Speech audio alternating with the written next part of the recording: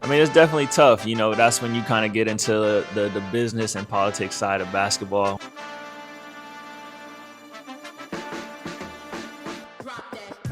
My name is Cameron Murray. I'm the director of Prodigy Basketball. This guy needs no further introduction, but I'll let him introduce himself to you. Jordan McLaughlin, currently playing for the San Antonio Spurs, born in Pasadena, California, but lived in the Inland Empire since I was about 3 years old. Where'd you play? When did you first start playing basketball? I first started playing basketball when I was since I was a baby, really. My parents handed me a ball when I was super young, and I haven't put it down since. All right, so let's say first time I met you, I think you were 12 years old. Yeah. Do you remember how that relationship started? I do, yeah. So my good friend from middle school, Mike Jaramillo, he was taking Cameron's summer basketball camps, and they would go from the gym to the stairs to Manhattan Beach to the sand dunes, and I just tagged along with Mike that day. And I was just there to watch, wasn't really there to participate, but we drove from the gym to the sand dune, and Cam had bet somebody $100 if they could run all the way up the sand dune and then all the way down. And I was just sitting there. I was like, shoot, I'll do it. And so, you know, no stretching, no warm up, nothing. I just took off, ran to the top, and got back down to the bottom of the sand dune. And I was like, yo, can I get that $100? And we've been tight and close ever since. All right, so just so it makes sense. You came in with Mike. He was a friend of Mike's. Asked if you can hang out at summertime. Probably nothing to do. That was your boy right then. Mm-hmm. Watched us do the training. You kind of dribble the ball on the side, just hanging out. Obviously, the way we grow up, mom, dad, my boy's going to basketball camp. Can I go? Well, we ain't paying for it. We ain't doing all that. You can go hang out. If they let you hang out, cool. Right. And then you go there and you do that. And the funniest part was just seeing you come all the way down, didn't pay for nothing, sat in the car, got in the van with it, sat in the back of the van, come down, and then I got to pay you to be with me. Right. So I think it was the best experience of my life meeting you because it from day one, it provided an example of everybody around us of what you are, who you are, and what Prodigy was all about. And we always say the Prodigy way. Right. I'm gonna ask a bunch of questions. First of all, you start off playing in local leagues. Can you explain how that was? Yeah, that was just again playing with friends like Mark Jaramillo. His dad was the coach, and my dad would be the assistant coach, so we were always able to be on the same team together. But I wasn't really big into travel ball, didn't know much about it. So the next best thing was rec leagues, and I guess there I was able to grow my confidence, be able to play, and just figure out who I was as a player at a young age. Again, didn't know too much about travel ball, so was just able to go out there, have fun, play with my friends, and we won a couple rec league championships as well. So just building that confidence, I think, was the most playing rec league. Nice. I'm gonna rewind a little bit because I think it builds with your confidence level. How was you named? Like my nickname or just Jordan? Your nickname, yeah, your nickname and the vision your dad might have had as a young kid. So my dad was a huge Michael Jordan fan. When they were picking out, my mom and dad were picking out names for myself. My dad wanted to name me Michael Jordan McLaughlin, but my mom was not going for that. She was like, no way, you could get Michael or you could get Jordan. And so I got my dad's first name, Thomas, and then I go by Jordan, my middle name, and then McLaughlin. And then JMac came about my freshman year in high school. Coach Kleck, we had two Jordans on the team, myself and Jordan Daniels, who went to Boston College. And he was always calling our name, and we would both answer and respond. And then one day, Kleck just came up with JMac, and it stuck. So I've been using it ever since. Nice. So middle school, playing with your boy, your dad's assistant coach. Was you the best player on the team? Yeah, I was the best player. Mike was second best. And then a couple years we had Vic Joseph, who played at Rancho as well, and Aaron West, who went to Los Osos. Nice. He ended up switching over to football. But we had a couple good guys on our team, but I was the best player. Okay. Then we go to high school, Etiwanda High School. So much tradition. Mm-hmm. You come in. By that time, we had been working with each other for a couple years as far as just training and stuff there. You go there. I'm not sure what's going to happen as a freshman. I get a call from one of my guys, rest in peace, Mike Law. And he's at a tournament and he said, hey, you know a kid named Jordan McLaughlin. So what was your thought process going into your freshman year? Did you know you was going to be a varsity player? Did you know you were going to be in that position?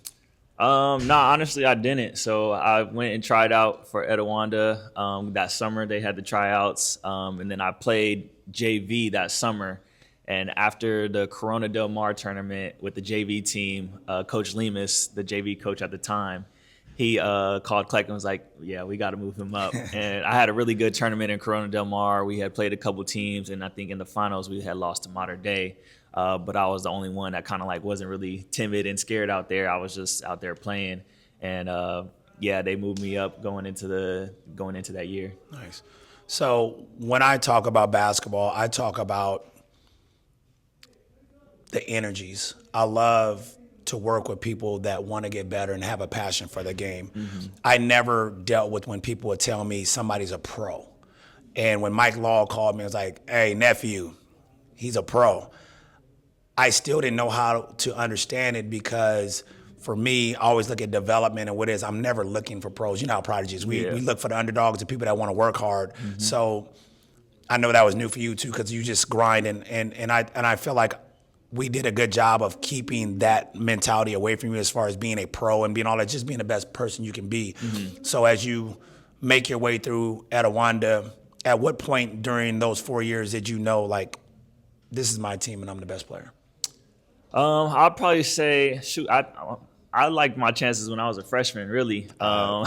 When we were playing in practice, we had this drill called 10-4, where the first group would have to score 10 points before the second group would have to score 4 points. And so I'm a freshman, I'm on the second team, and I'm going against Jordan Daniels, Byron Wesley, Evan Jenkins, Troy Fiawu, Tyler LaCour. We had a really great team, and these guys are seniors, and I'm kind of getting at them in practice, and all we had to do was score 4 points. So the second unit, we were kind of beating them a couple of times. They would get us every once in a while. But, yeah, I felt like being a freshman, I was attacking it like it was my team, and then I kind of got handed the keys my sophomore year until my senior year. Nice. You going at Etiwanda helped me change Prodigy because I came up under the Glendora, Mike LeDuc, which is now Damien, mindset of just getting buckets. Yeah. And watching you come up under Coach Kleckner, so much respect for him. And also watching him shape and mold you as a different-minded player, not just offensive-minded, but playing the right way, just helped me become a better trainer, coach, and mentor. You finish out your senior year. You go to Chicago. At that point, we have our conversation, but it was a conversation of basically who's going to be the McDonald's All-American. So can you explain what happened in the game, then explain your stats, and then we'll go from there to basically how it unfolded, but did it build you or did it break you? The Chicago experience? Yes. It was a good experience. Kleck being from Chicago, he had his family and close friends out there. And out there we played Tyler Eulis' school. And we ended up winning. I think I had probably about 20-plus points, probably 5-plus assists, had a really good game, really good showing. And it was a great experience for me. At that point, McDonald's All-American, it's all politics. So because I didn't play with a Nike team, an Under Armour team, stuff like that, wasn't given the green light for McDonald's All-American, but didn't let it hinder me. But yeah, it was a good experience. Tyler played the whole game. Did you play the whole game? Nah, I didn't play the whole game. What happened? I probably came out 1 or 2 times for sure. Do you remember what happened? Nah. I think you got stitches. Was it that? You got hit was in it the that face. game? Yeah, I was so mad. You got hit in the face, and did. you had to make a comeback. But when you got hit in the face and you went out and you came back, that's when he really made his run and started hooping. And I'll never forget those times because I always look at opportunities, and I was so hot because the way we game planned that whole situation. Right. And we knew, of course, they're Nike people, whatever they're going to do in the situation. But I remember you got hit. I couldn't watch the game. We're listening to it on some type of thing. And I was like, what's going on? What's going on? I'm not sure if it was your chin or you got cut in the eye or something, but you came back out and hooped. But it was just one of them situations that you can't control it. My kids, Kayla, CJ, all my high school kids go through these things now, but it's just dealing with the adversity. So that was the part I loved about it. Yeah. Played with Prodigy. Our 9th grade year, talk to your mom. Again, your mom, your dad, I always say energies, positive vibes, people come together in the weirdest ways. Meeting you when Mike brought you around, then to get to know your mom and get to know your dad, not knowing that your mom went to high school with Stacey Augman. Stacey Augman's friends and family of us. Tracy was supposed to go to Muir High School to play with them. Then Justice Augman ends up playing with us. Yeah. Just full circle moments to getting to the point that you move forward and now you're playing with us with Prodigy, your 9th grade year. I don't mess around with it. You're gonna play 17U. This is the introduction of us building our relationship as you playing with us and talking to parents, talking to your mom. She's like, we ain't ever went to Vegas to do this, that, and the other. What do you mean? What's a viewing period? Yeah. What do you mean recruiting? I don't care about that. My son just wanted him to have fun. Mike's his boy. You came in, I think you hit some traffic, driving in from Vegas with your parents. Yep. Jumped right in the game. All I remember is you came in and you did like you do. You didn't fit in. You stood out. And I just remember the last play of the game, we won it, but some 6'10", 6'11" guy got in the way, and you tried to dunk on him, and the ball hit the back of the rim, and it shot all the way to the top of the ceiling. And right when that happened, it was like the introduction of who you were and what you were going to be. And you might be able to touch on a little bit as far as travel ball. That's where it comes from, what I say, my parents, my dad, Tracy, Prodigy.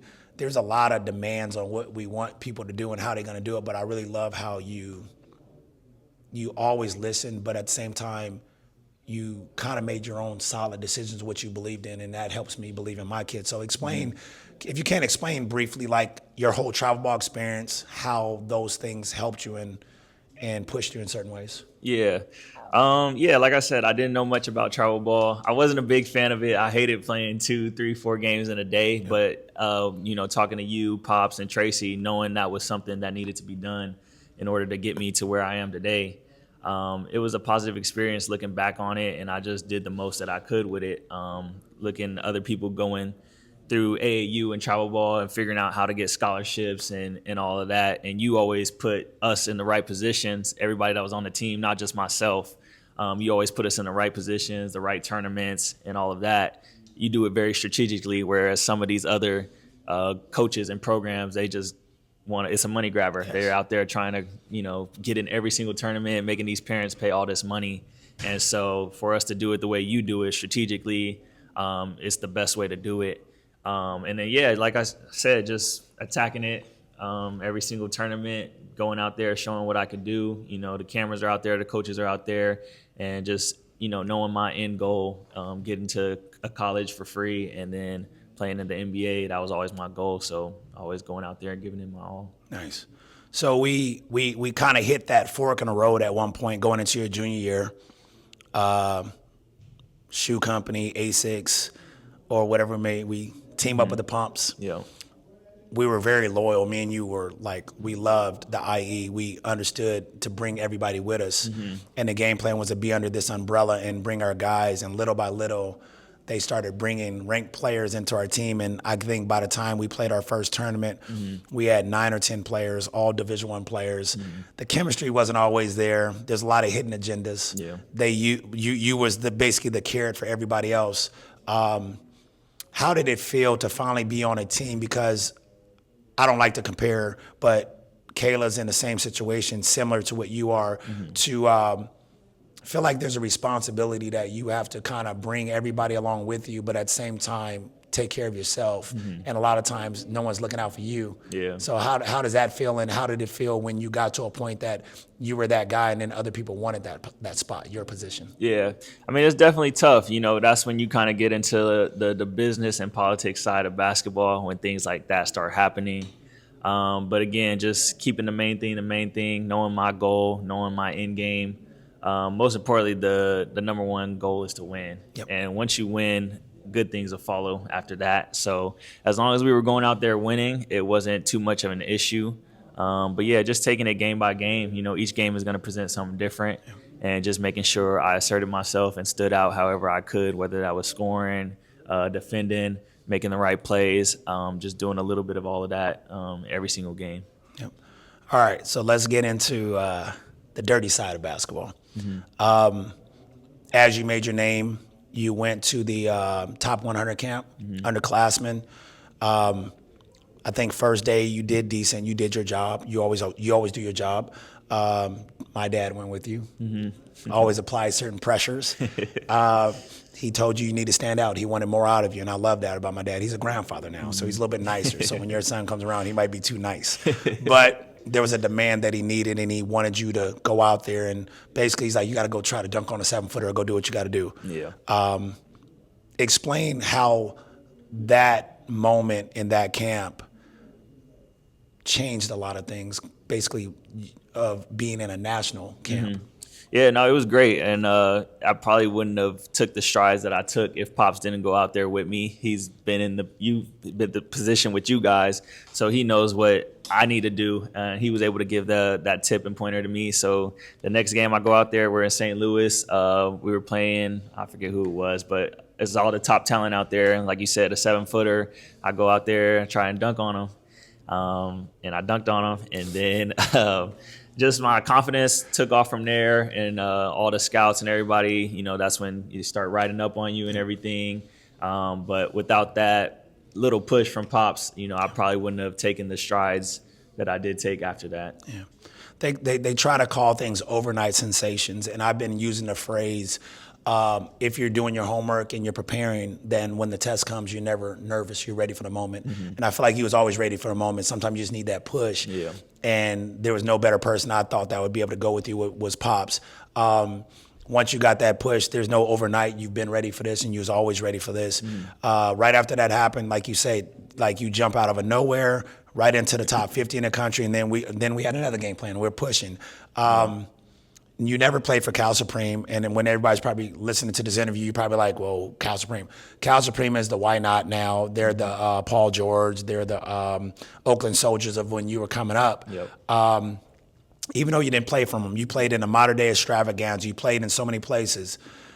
Talk about the influences of how they try, even though they're great friends of me, and I have brothers over there, how the influence was always so great.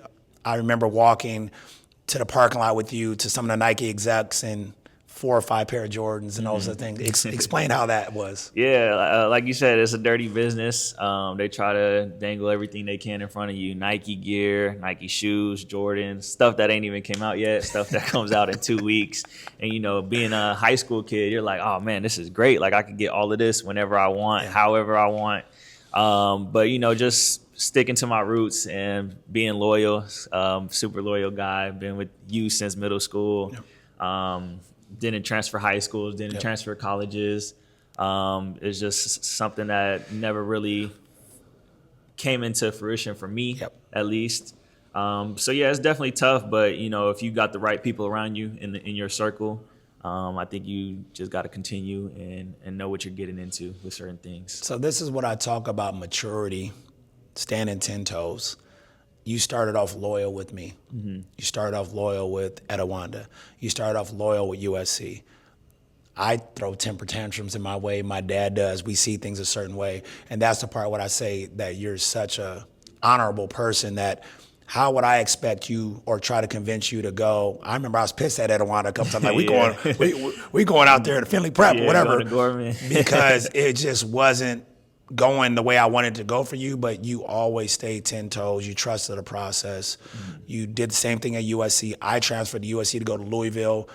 I look back at your career to what I could have done the same thing, I feel, with my USC team, but it was just the influence. Sometimes your parents don't like things. Sometimes your teammates are a certain way. There's your friends, but you just always trusted in yourself. And I just hope that this young lady and everybody that comes around Prodigy understands that the influences are the influences, but seeing you always be dedicated to understanding what the true purpose is.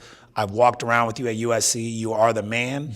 They treat you like that. We come to Etowanda. They treat you like that. And that does not happen if you were to be wavering in your loyalty.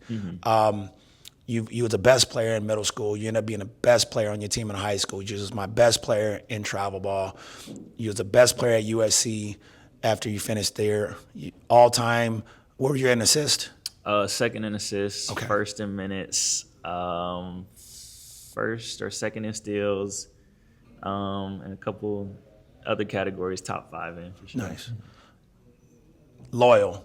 You played against Trey, I think, in college, right? You had great showings against people. You go undrafted. How was that? How'd that feel? Yeah, it was tough. I think I went through like 13 pre-draft workouts. So I worked out for almost half the NBA. Thought I would get a chance, getting drafted in the second round. But that's the one thing I always say that I can never say. Being in the NBA for 7 years, it's been a blessing. It's been the best thing in the world. A lot of people don't make it past that first contract. I made it past it a couple. But one thing that I can never say is I was never drafted, never heard my name on that draft night. But never let it hinder my career. I remember that draft morning, we went to the Hill in Glendora. We worked out that morning. Yep. And then the next day, we was back in the gym. Yeah. And then I signed Exhibit 10 with Brooklyn Nets, went to training camp with the Summer League with them, got cut, and then played in the G League. And then from there on. I always look at everything you do. I feel like I hoped I pushed the underdog mentality to you so much that when things didn't go your way, and you've always been that person too, and your family's been that way, that when things don't go your way, it's not the end of the world. Yeah. You don't throw a temper tantrum. You just work harder and keep working, and you trust it, and you know that you've done your homework. You know you put in the work. So I was pissed, but at the same time, I was just ready for the next thing for you because I already knew what the work was going to be. And honestly, I don't know. If you got drafted, maybe we don't have those highlights of you in the G League and showing what you can do. I mean, I can't compare you to many players. You're about as close to Allen Iverson, and I always tell you about how I grew up at Allen Iverson. Mm-hmm. You're about as close to AI as it comes because there's very few people that can play this game at a level that you play at and at the same time can dig a little deeper and make things happen. Yeah. I wasn't sure. I always mess with you. I'd be like, the bounce is gone. And then you dunking on people all over the G League. You come back in, you dunk on the Clippers. You had to dunk on the Golden State Warriors. And I'm talking about these are ESPN, nah. So to see your fight, see you, we've had our conversation. We talk behind everything, but it never goes outside of that. Our camp is tight. Our family's tight. Your friends are great friends. So can you go over a little bit of what you did as far as from Brooklyn to Minnesota and now with the Spurs? Yeah, I mean, like you said, if I did get drafted, things might be a little bit differently. And I think that's why some of the younger players struggle. Once you get drafted, you think you made it in a sense. And so, things happen for a reason. But yeah, I went to training camp with Brooklyn, played Summer League, played decent in Summer League. Being a rookie, I was a little nervous out there. You go out there in the summers growing up. Go to Summer League, training camp, get cut after the first or second game, join the G League team, have a really great year with the G League team. I probably would have got a 10-day contract if I didn't get hurt at the Winter Showcase in Vegas. But our team was really good. We made it to the championship. We ended up losing in game, I think it's best of 5, so we lost in game 5. Yep. But we should have won a championship there. So then I played Summer League with Minnesota the next year, have a great showing in the Summer League with the Minnesota Timberwolves. They end up signing me to a 2-way contract. So then I'm on a 2-way contract going up and down between the G League and the main team. And then had a great year, probably could have earned a standard contract then, but the organization didn't think so. My agent we weren't able to get it done. And then end up betting on myself, signing another 2-way deal, have another great year, and then I end up signing a 3-year deal with the Minnesota Timberwolves, play well throughout that contract, and then end up signing a 1-year deal with SAC, get traded right before the deadline to San Antonio with Fox, and then have a good year the rest of the year there, and then they end up re-signing me for another year deal. I remember when you got the 3-year contract. I think I was in St. Louis, and I was on the phone on a 3-way. I was like, man, I'm just so happy for you. Yeah. All right, let's ask the question everybody wants to know. How is it playing with Wemby? Man, playing with Wemby is he's special. I mean, I've been able to play with some special players in Anthony Edwards, Karl Anthony Towns, De'Aaron Fox. I done seen 50 balls on any given night. And but Wemby's special, man. 7'4", can handle like a guard. He's super humble, super down to earth, plays the game the right way. but the things he does is just special. So it's super fun and exciting to play with him. I get on my kids about this because a point guard's job is to make everybody else's job easier. And I've been trying to get on a lot of my kids about flipping it.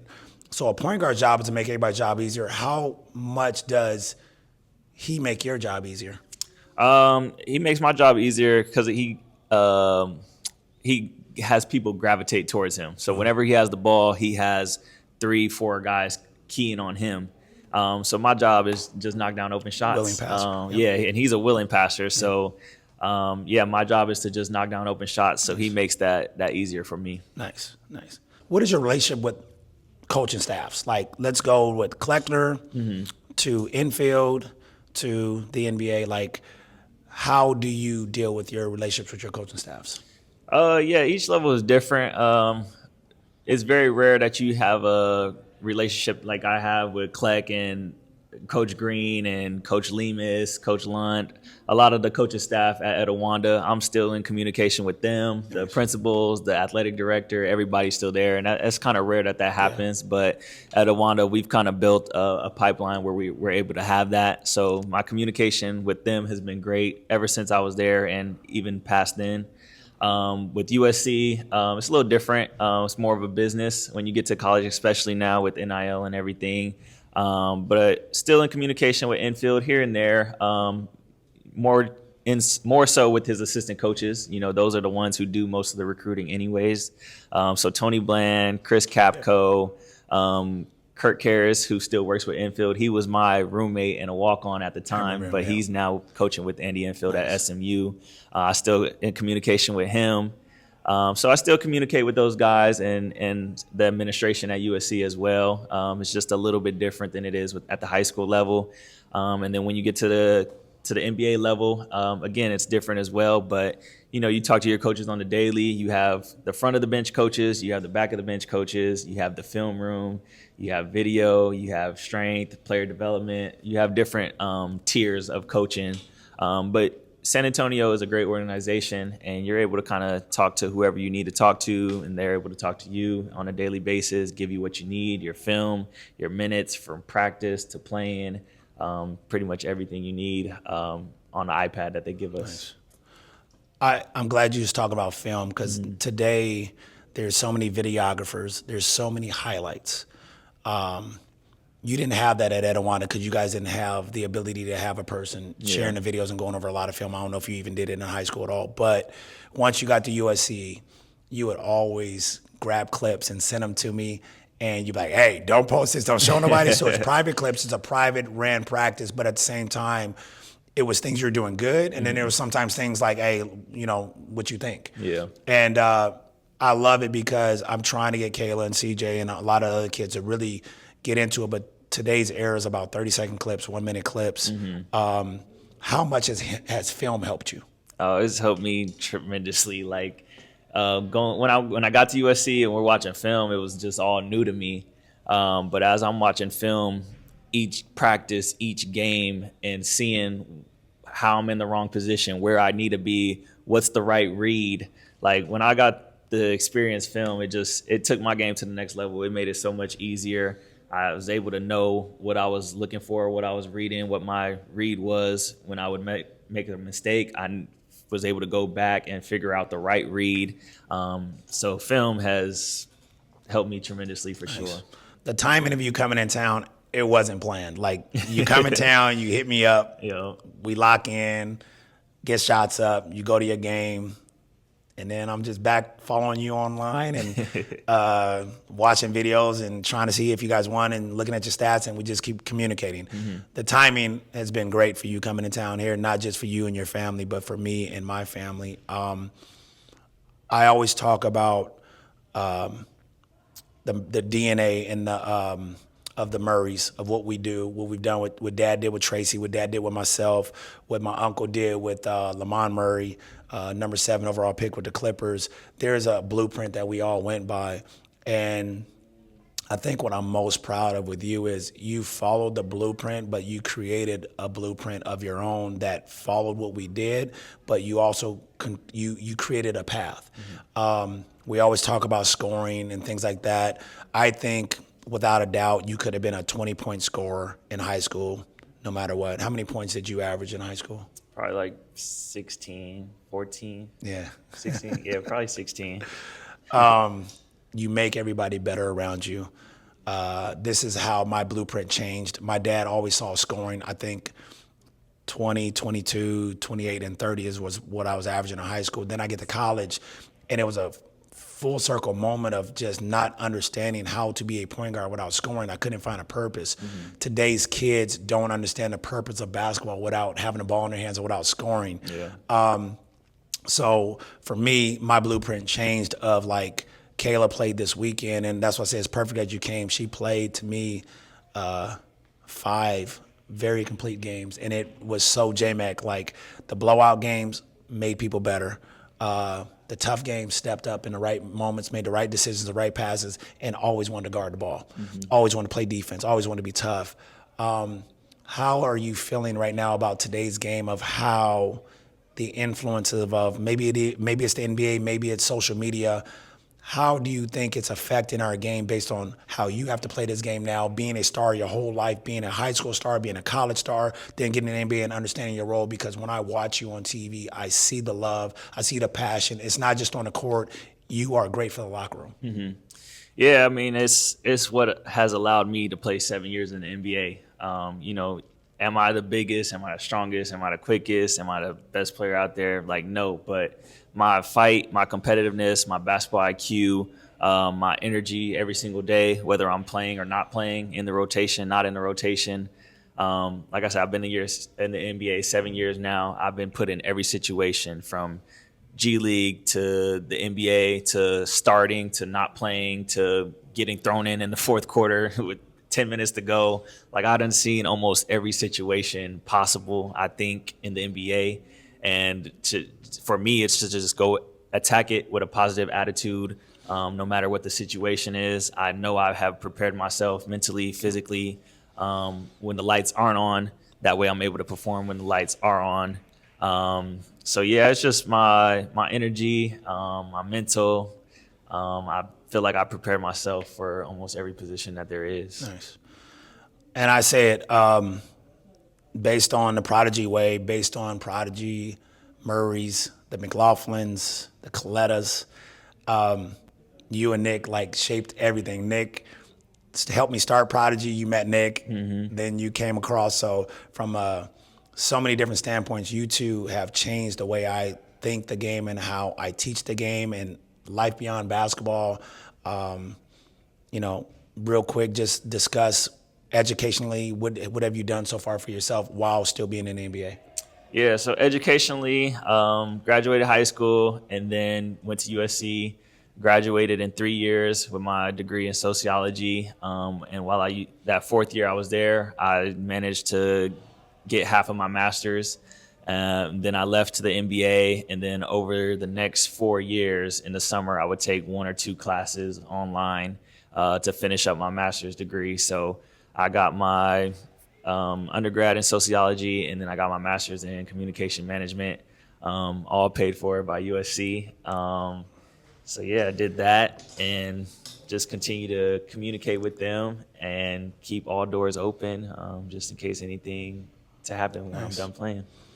And this is what Prodigy is all about. This is what family is all about. Like, it's bigger than basketball. And when we grew up, we only understood basketball. My dad only went so far with this. So I feel Tracy did 12 years in the NBA. He could have did 15 or more. I was in and out trying to get my little 10-day contracts and all that. But I feel I'm maybe wrong. I don't know exactly what you want to do after basketball, but I just feel like you're a person that's either going to be a head coach on a college level, jump right into an NBA job, coaching or scouting, and then whatever you want to do after that is going to be the sky's the limit. But the way you've carried yourself has been so influential to my family, to my kids, to the Prodigy family. And we just want to thank you so much for everything you do. For sure. I appreciate it. Thank you. Appreciate it.